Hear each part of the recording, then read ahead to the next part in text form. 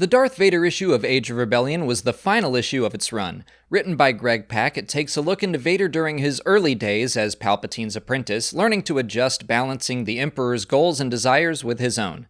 The story starts with an attack on some insurgents who are hoarding coaxium.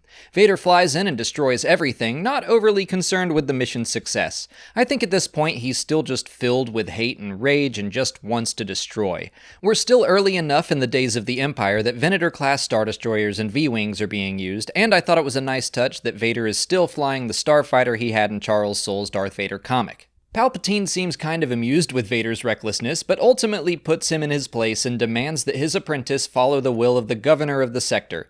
Vader bends the knee and accepts, but obviously has a hard time with it, remembering all the times he was made to be lesser than who he really was. Another great callback to the Soul series is seeing Palpatine electrocute him right after being put in the suit.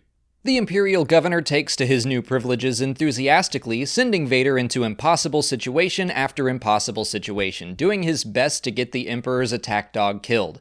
But eventually he pushes too far, and Vader finds a way to technically follow the Governor's orders by removing him. By doing so, he gains the fear of those around him, and the Emperor is pleased by his actions.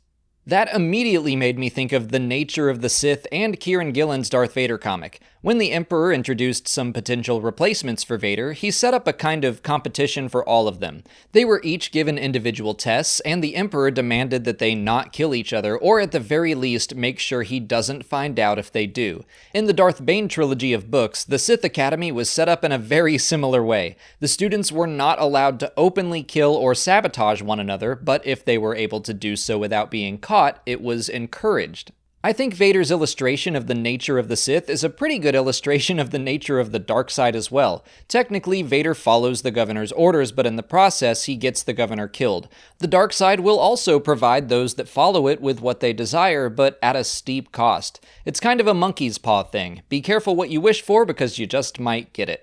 I thought the Age of Rebellion series was pretty strong. I didn't enjoy it quite as much as Jody Houser's Age of Republic, but I think that's mostly because the Clone Wars era hasn't been covered nearly as much in the new canon as the original trilogy era.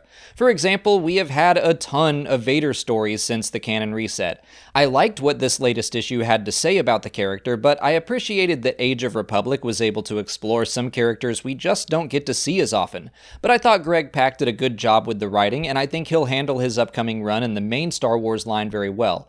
I'm also looking forward to the Age of Resistance comics, since those are more characters we simply haven't been able to explore as much. But what did you guys think of this Darth Vader comic and Age of Rebellion? Let me know in the comments. If you haven't already, please like this video, subscribe to the channel, follow us on Twitter, Instagram, and Facebook, and consider checking out our Patreon page. As always, thanks for watching, and may the Force be with you.